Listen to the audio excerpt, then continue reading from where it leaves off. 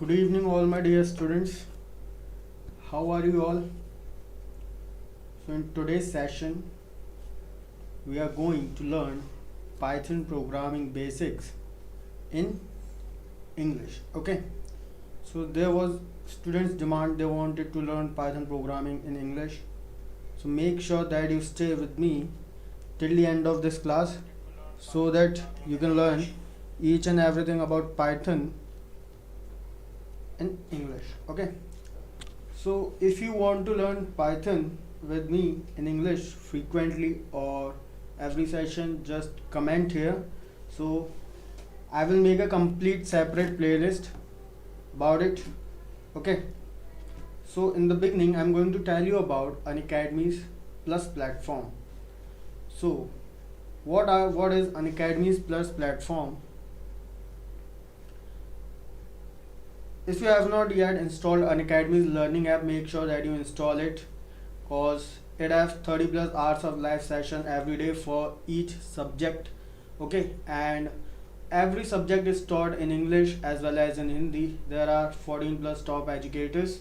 It means for every subject you get many educators, 14 plus. Okay, and new courses are published every month.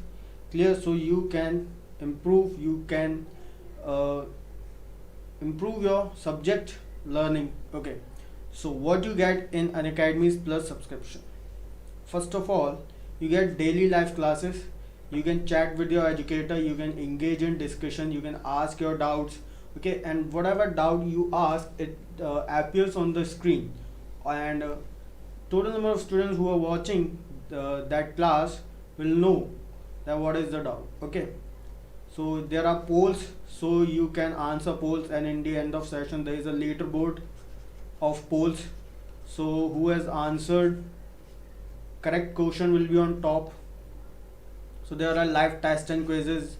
By taking live test you can evaluate your preparation. There are mock test quizzes, so this will help you in analyzing your performance so you can know that how much you are learning. Got it? Next, there is a structure code according to CBSE guidelines, so you can prepare for your exams as well. That okay, unlimited access, you get unlimited access to all the live and recorded courses of all the subjects. If you are a science student, then you also get commerce subjects live stream, so you can help your commerce friend. Clear? So the charge for 1 month subscription would be around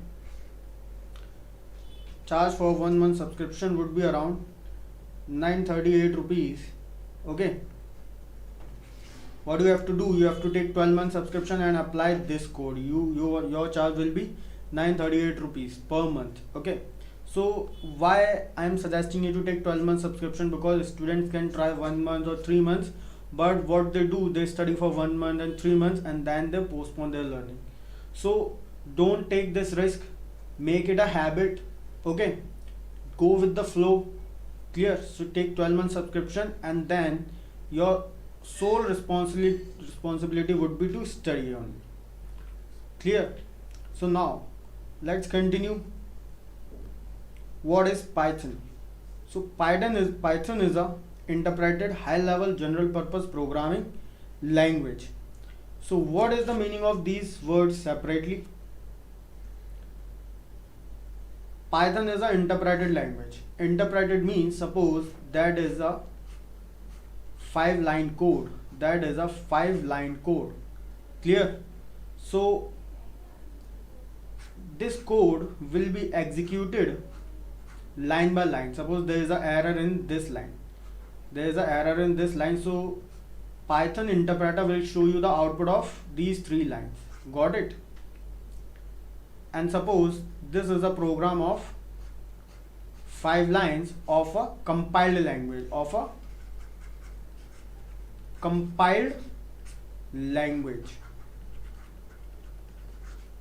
Suppose there is an error in the 4th line, so no output will be shown. Got it? No output will be shown in this case, cause that is a compiled language. In compiled language, a program is executed completely, and in interpreted language, a program is executed line by line. So Python interpreter will execute this line and show you the output, this line and show you the output, this line and show you the output, this line it will create an error, so henceforth program will not run. But in compiled language, if there is an error in the upcoming line, there will not be show it will not show any output even if these three lines are correct. So now you know what is a interpreted language. High level language. What is the meaning of high level language? High level language means a language that is meant to be learned by programmers, humans. High level language is meant to be learned by humans. Got it? And there are low level languages that are generally tough to learn, so we don't learn them. These low level languages are meant for computers. Okay, just like binary, it is a low level language. Assembly, that is a low level language.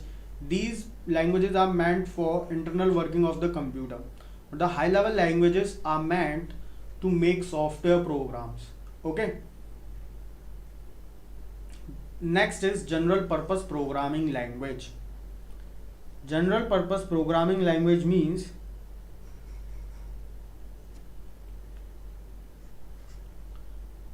a language which can make softwares of every type. A language which can make softwares of every type. Meaning, we can make accounting software, we can make railway reservation software. Okay, I mean a general purpose language will help in every situation. We can make any software that we can imagine for our working. Clear? So now you know what is general purpose. Okay, and one thing that you should also know, Python is also used for scientific purposes, for making scientific applications. Got it?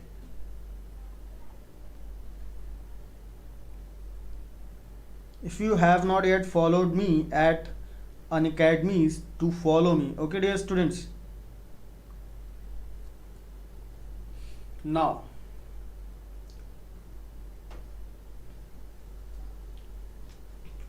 who wrote Python? Who wrote Python? Python is written by Guido van Rossum. Python is written by Guido van Rossum. Okay, and its first version was released in 1991. Got it? So what is the design philosophy of Python? Actually, Guido van Rossum with working with a language, and he find out that it is much tougher to read that language. And when you look at Java, C++, syntaxes of these languages is tough. Okay, so Guido van Rossum designed Python so that code is much readable when comparing to other languages. Got it? So we can also use Python for web development, server-side development. Okay, we can also use Python for software development. Okay, server-side development means just like when we install a computer. Okay, when we install a software in our computer, that is a client-side software. Okay, what is the meaning of server-side development? Suppose where a server is also a CPU or a computer where a website is hosted, or where something just like a game is hosted, just like PUBG servers, YouTube servers, Facebook servers. Okay, so server is also a CPU but very powerful and very high memory. Okay, so we can develop software for servers. Okay, we can also develop software for web development. What is the meaning of web development? Web development means we can develop webs that works on the internet. Just like we open a website, and on that website we can find calculator. Okay, there are many apps we can find, just like EMI calculator. Okay, number system conversions. Okay, so there are many software that are executed on a website. So we can also develop webs. Clear? Software development, we can develop softwares by Python. Okay.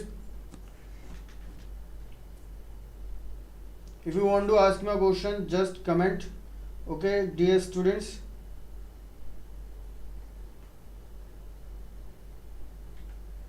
Next, advantages of Python. What are the advantages of Python? So simply, Python works on different platforms. Python software can works on different platforms. So we can say a Python is a cross-platform language. Cross-platform means Python can work on Windows, can Mac, can Linux, Raspberry Pi, many platforms that it can support. So a software that support many platforms, we can say that software is a cross-platform software. Got it? Python has a simple syntax because that was the design philosophy, that was the emphasis of Guido van Rossum on designing Python. It means that anyone can read Python code because it is really easy to read those syntaxes, as you have also taken my previous classes, so okay. Students, if you have any query, just ask me, okay, and do comment.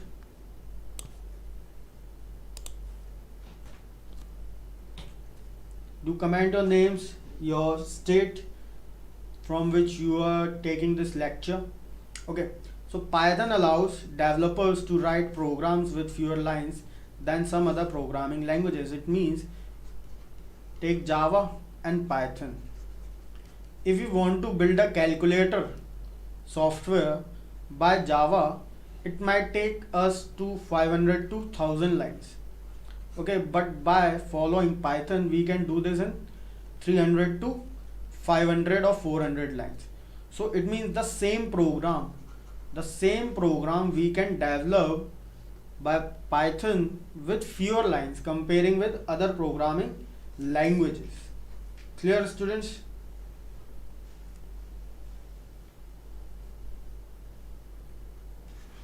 Next, that point you already know, Python runs on an interpreter system, meaning Python code is executed as soon as it is written. That I have already told you that if I have written 3 lines, so and there is an error in 4th line, so output of these 3 lines will be shown. But take an example of Java. It is a compiled language. Java is a compiled language. Python is a interpreted language. So in case of compiled language, there are 4 lines. There is an error on the 4th line. No output will be shown. But in case of Python, output of first 3 lines was showing. Got it? Python supports libraries and modules. In previous class, I told you how to make our own module. You know that how we can make our module. Clear?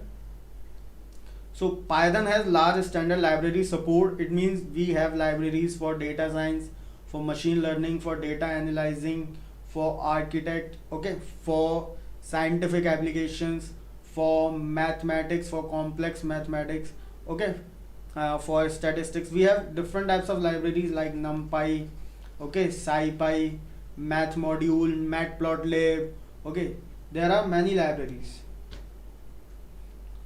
So when you ask what version we should use, so we should use version that is above 3.7.0 or above version. We can download Python from www.org. So let me show you.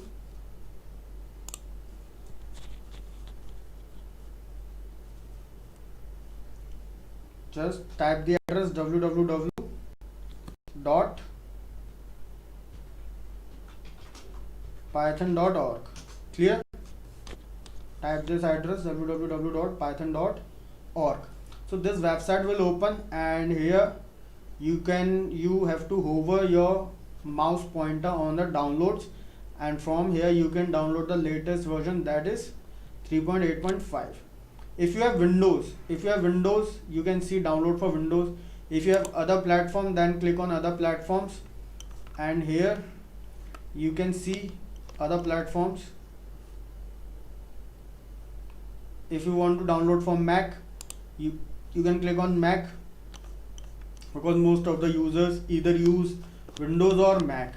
Okay, but if you are using any other platform, click on other platform. Okay, and there are other Python for other versions, like Python packages for Linux, Solaris. Clear? So you have to click on this, a version will appear and you can download it. In my system I have already downloaded this version. Clear?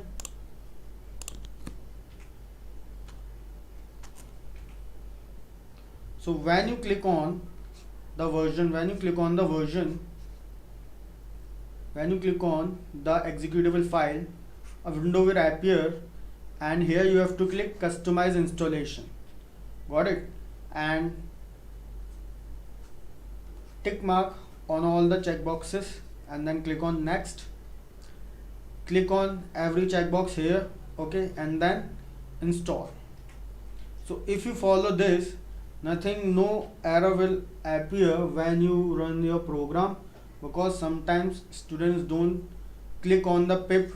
So when they are installing their modules or libraries, errors appear. So make sure that you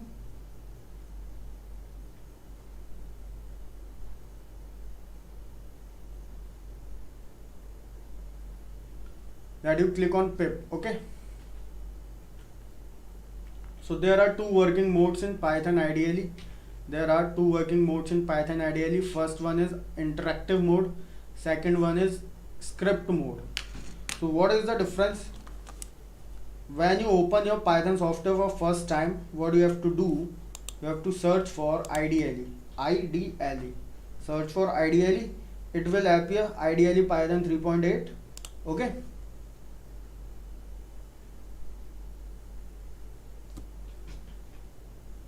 so here you can see your Python version. I am using 3.8.2. okay, that is above 3.7. so the first window that appears, that is interactive mode. Okay, that is interactive mode. First I will show you how we work in interactive mode, then I will tell you how we work in script mode, then I will tell you the difference. Okay,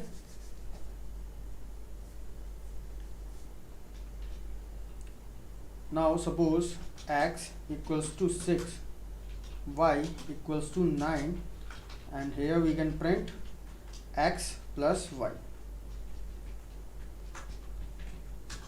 So output is 15. So the output is 15. Clear? So the output is 15. Okay, but if I want to modify this program, I cannot modify it. I have to write it again. Suppose I have put my cursor here. When I am pressing backspace, nothing is happening. So I have to write this program again in order to change any value. Suppose x is 7, y is 6, and then print x plus y. So output is 13. That is the drawback of working in interactive mode, that we cannot modify our program when we are working in interactive mode. Got it? So that is the interactive mode. So how do we open our script mode? Just press Ctrl plus N, script will appear. Make sure that it is Python script. Okay, check the that option, Python 3.8.2 shell. Okay, when you are continuously working, then you will automatically recognize that it is a Python script. So here we can write our program, x equals to 6, y equals to 9, and then we can print x plus y or x into y, whatever we want to do between these two variables. Okay, then we have to press F5 button. and we have to press F5 button. It will say you have to save your script, press OK, and then Python folder will appear. Okay, write the name of your file, save it. I have not given permission, so I will save here. Okay,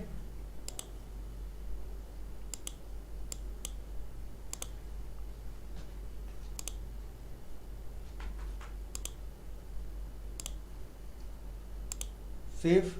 Now you can see the output that is coming in the interactive mode. Output is coming in interactive mode. So we write our program in script mode, then output is shown in interactive mode.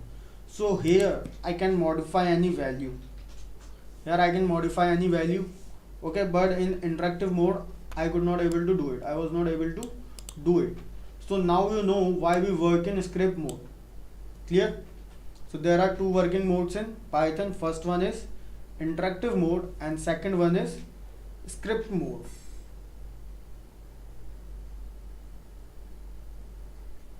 If you have any query, just ask me, student.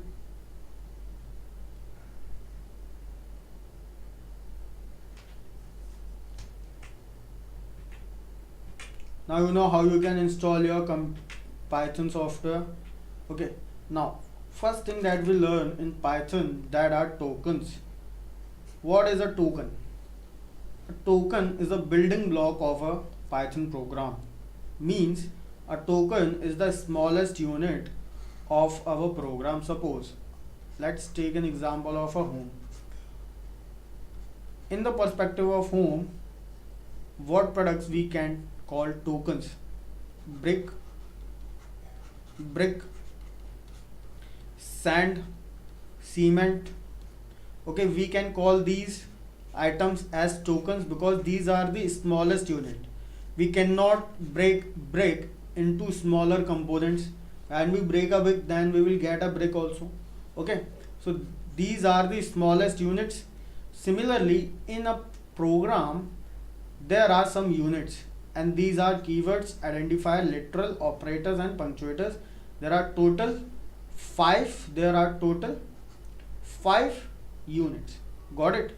And you can learn all these by learning this short key, that is kilo.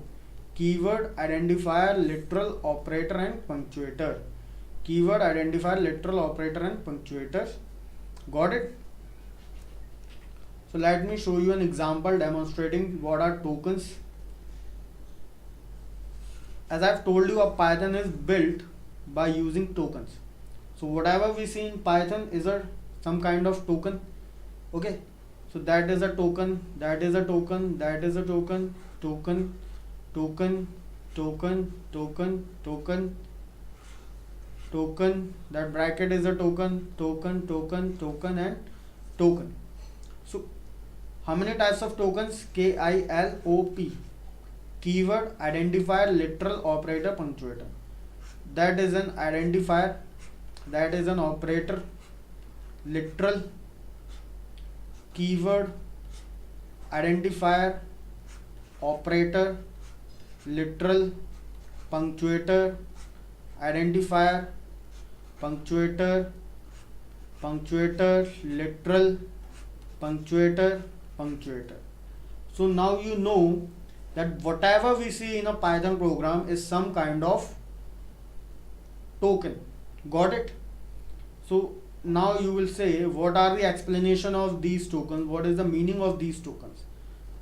So first I just wanted to tell you that what I wanted to give you a overview of token. So now you know, now you can easily understand what are the different tokens.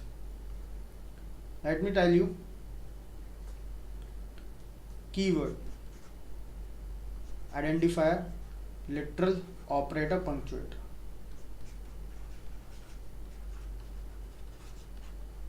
A keyword is a type of token, is a type of word whose usage is reserved.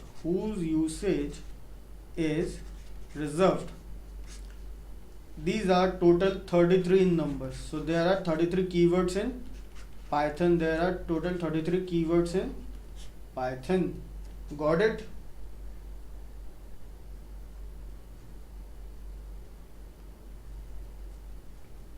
Meaning, keywords are used for specific functioning, just like when we want to repeat some statements, then we use for keyword. When we need to find output on the basis of some condition, then we use if keyword, while keyword. There are total 33 keywords whose functioning you will learn as you attend my classes regularly. Okay, so now you know what is a keyword. If is a keyword here. Identifier.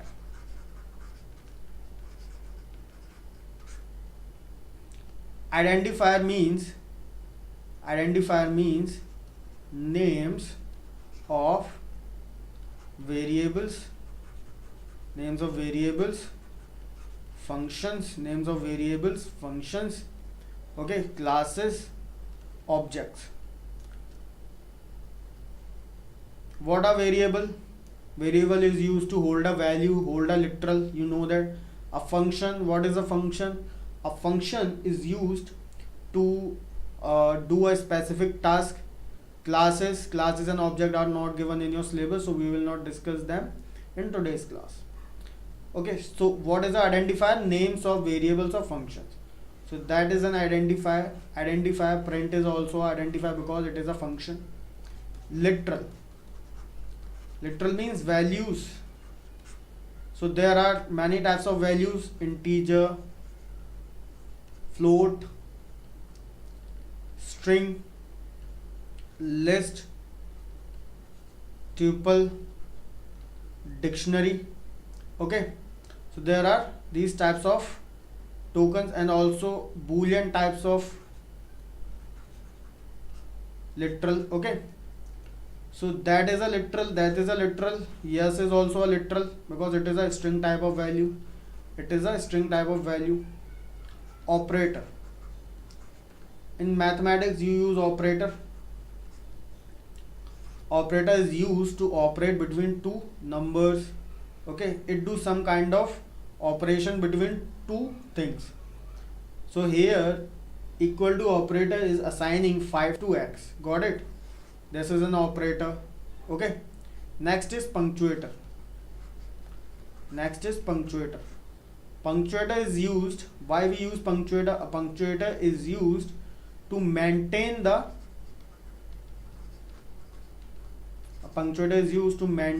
structure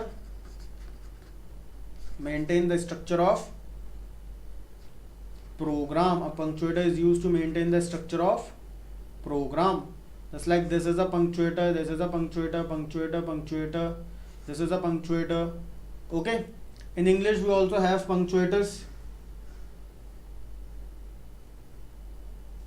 So now you know what are tokens. There are 5 tokens. You can learn them by following short key KILOP. Now input statement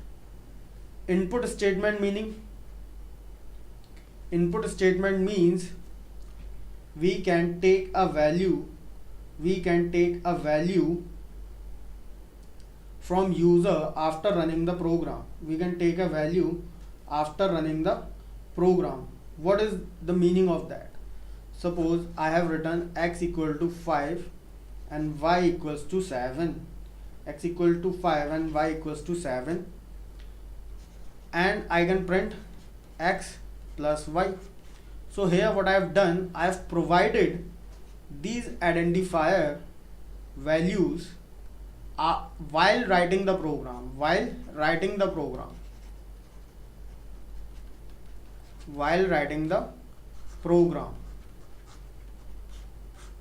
Okay, so by using input function we can take a value from user after writing and running the program. I will show you how to do that. Let's come on the script.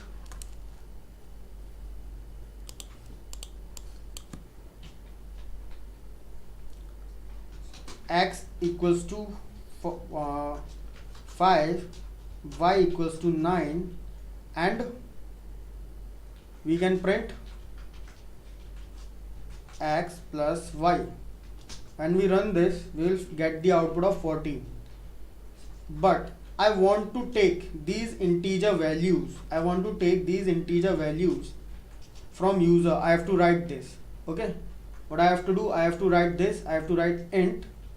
Then I'll have to write input. Then I have to use this bracket. Then double quotes. And here I have to provide a string.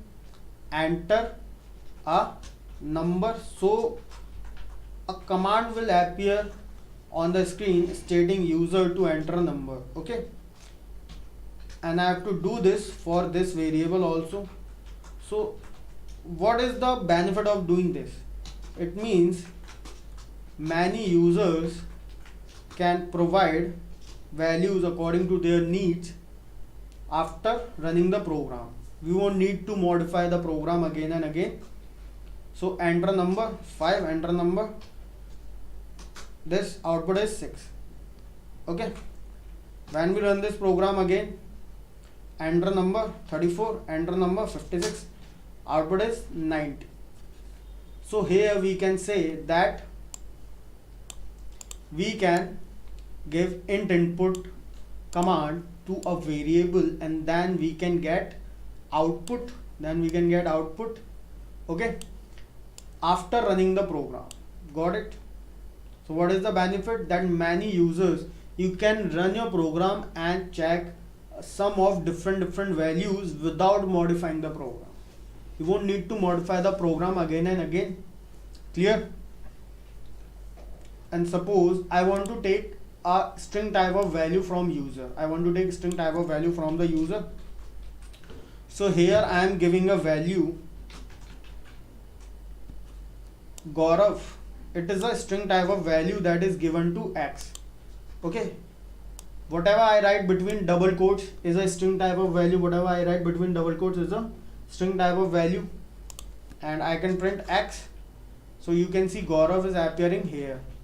Okay, now if I give this command input, and here I have to write a string. Whatever you want to take input from user, you have to write here. Enter a name, okay, enter your surname, enter anything, whatever you want to tell user, you can write there, and then you can see here Gaurav. Got it? Now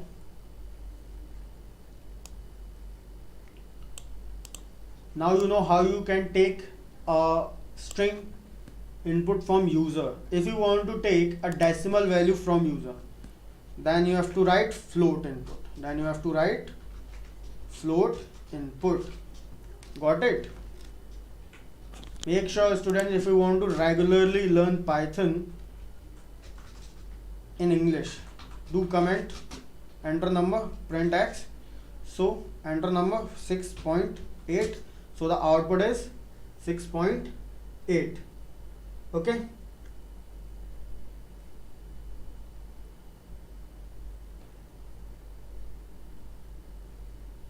Okay, hello Arjun Singhal, thanks for joining. So now you know what does the input function do. Input function allow user to take input from the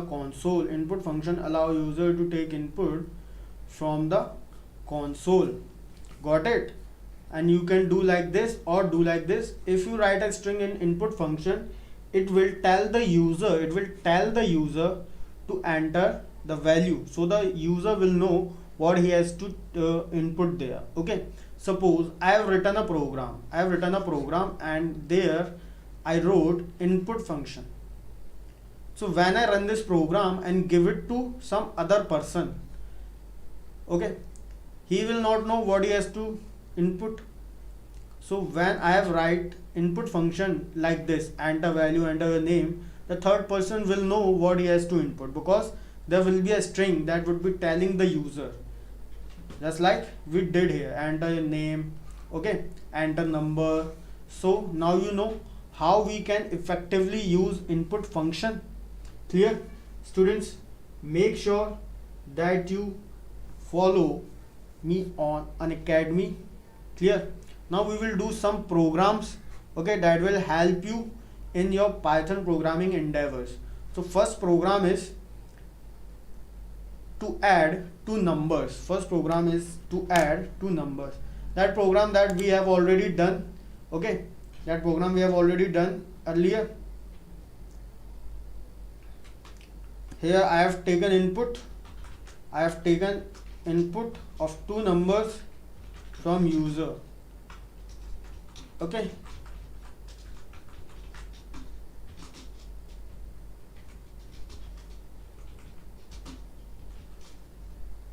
So here when I run this program, enter number. Okay, let's run this again. Make sure that when the interactive screen get filled, make sure to close it and run it again. Enter number 45, enter second number 7.8. So okay, what I have done here, in B number I have input a float value, but in the program I have used int function. So make sure that you give integer values in both, okay. 45, 56, so the output is 101. Next is Python program to find the square root. Python program to find the square root. So here we will use our operator. So for this program we will take a number from user and we will find its square root. So in mathematics, to represent power, what we do, suppose I tell you to write 5 power 7. So what you will do, 5 power 7, you will write something like this, okay. In MS Word you can use superscript functionality to write powers, okay. But in Python programming you have given a operator that is multiply, okay. We have to find the square root now. So first we will find the cube. So the program is, we will take a number from user and then we will find its cube, okay. Enter number 3. So its cube is 27. So now you know how we can find the powers of any number, okay, by using multiply, and multiply is given on the 8th number key that is present on your keyboard, okay. Use multiply. Clear? Suppose we want to find the cube of 10. We will enter 10. Output is 1000 because x will get the value of 10, and here internally it will appear something like this, 10 to the power 3. Got it? It will appear something like this, 10 to the power 3. Clear? So now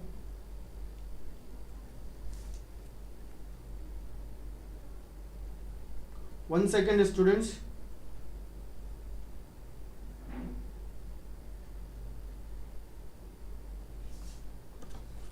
Okay, now we have to find the square root. So how we can find the square root? So square root means 1 by 2 power. So how we can write 1 by 2? By using this 0.5. So what is the square root of 4? Output will be 2.0, okay. So what is the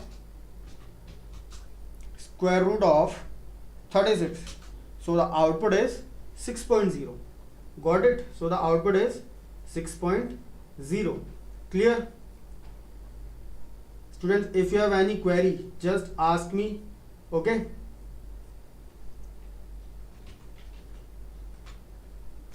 So now you know how you can find the square root. Now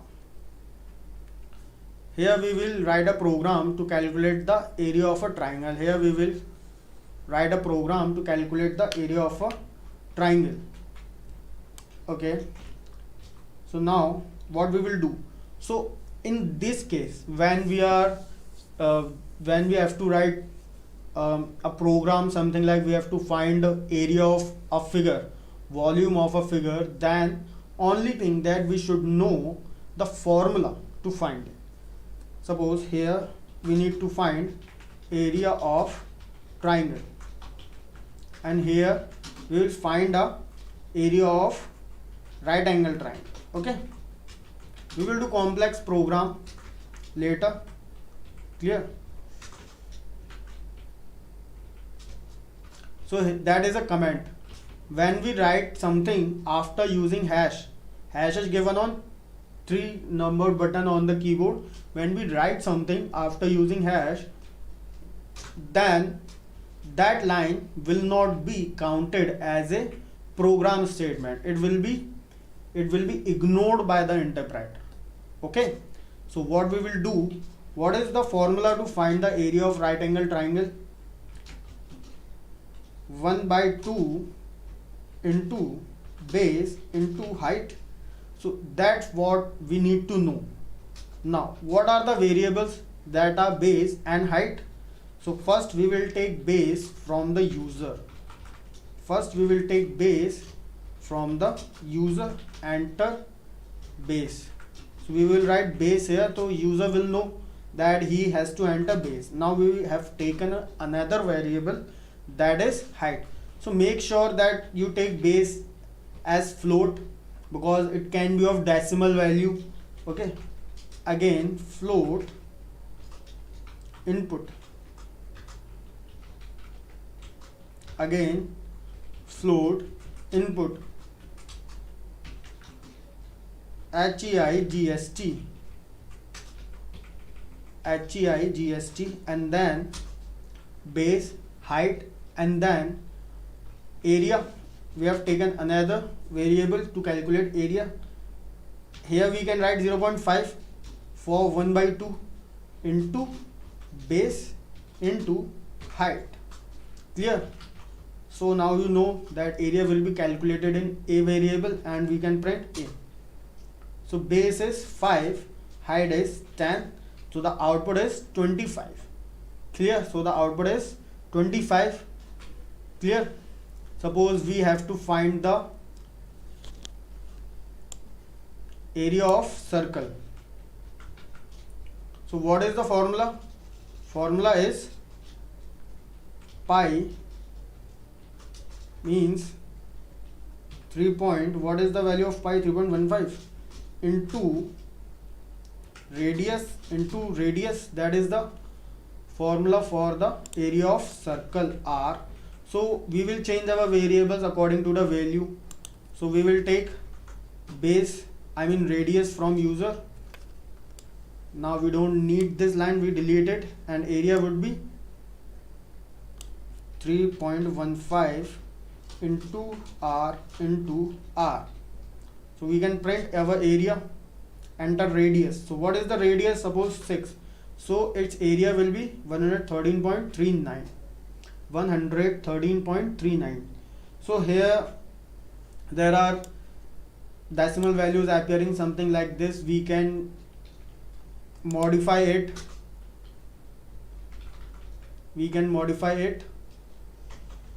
By using round function. Okay, we want to modify it up to 2 places, so I have written 2. Enter radius is 6, so it is giving 113.4. okay, so enter radius 6, so 113.4 it is. So now you know how we can round off our number. So it is not working like that we expected. We have to use something differently, but I wanted to show you the functioning. So okay, these functions, I have explained these functions very well in our math module program. So you can check out the playlist that is given in the description. Okay, and do learn functioning from there. Clear?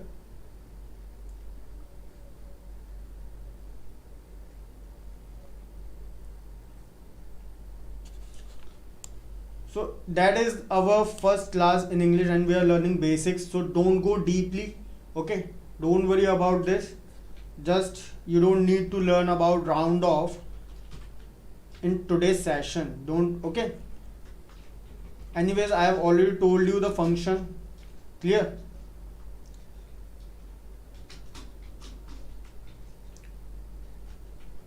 Suppose I have taken a variable like this, and here I put a and 2, and I print a r. Now let's check. Okay, that number, it is rounding off a number up to only 1 decimal places, or usually round off function round off a number up to the decimal places that we provide. Okay, but it is not doing so. I really don't know why, but we can take an example of 5 4. Okay, so it will give, 1 second. Now we want to find out. So it is, as you can see, it is showing the value of the number up to 2 decimal places after rounding off. Okay, it was not working in the case of 113. Clear? So don't worry, it is not that big deal. Now write a program to swap two variables. Swapping two variables means swap two variables. Swapping two variables means, suppose I've given a value 7 to x and a value 9 to y. If I print x, okay, if I print x, you know what will be the output? 7 will appear. If I print y, you know 9 will appear. Let's run this program.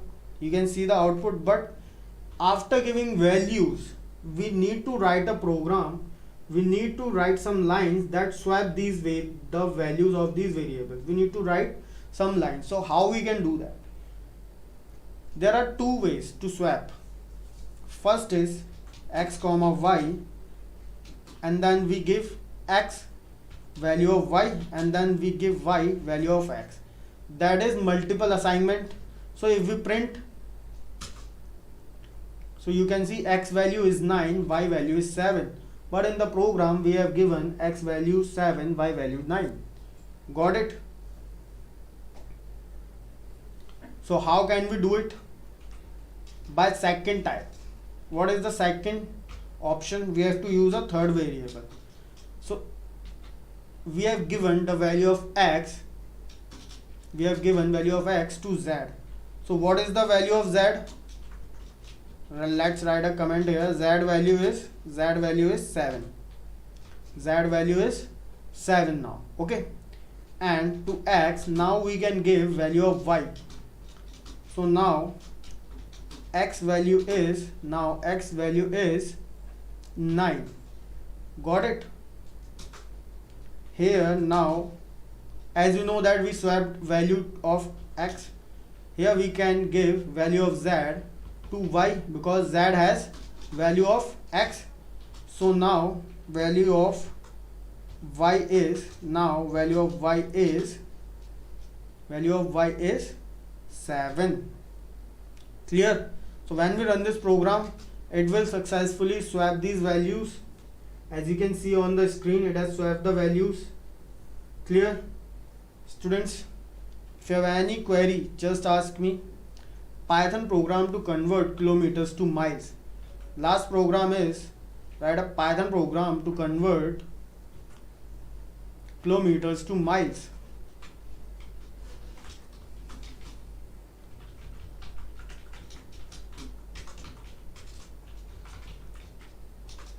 So how we can do it?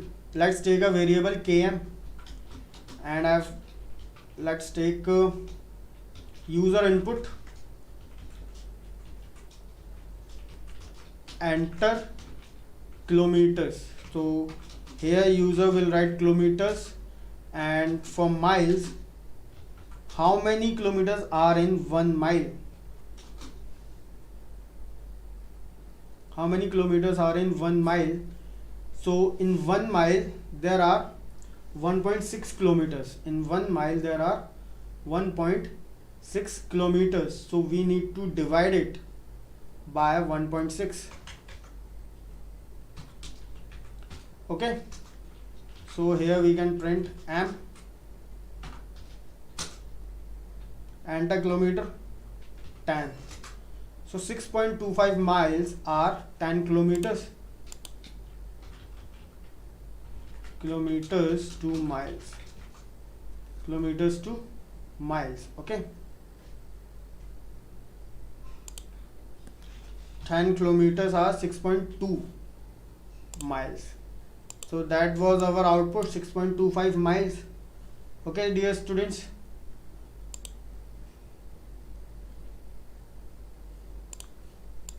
So here we studied about basics of Python. For upcoming classes, make sure that you do comment, and in upcoming classes we will learn functions of string, list, tuple and dictionary. We will learn built-in functions of string, list, tuple and dictionary.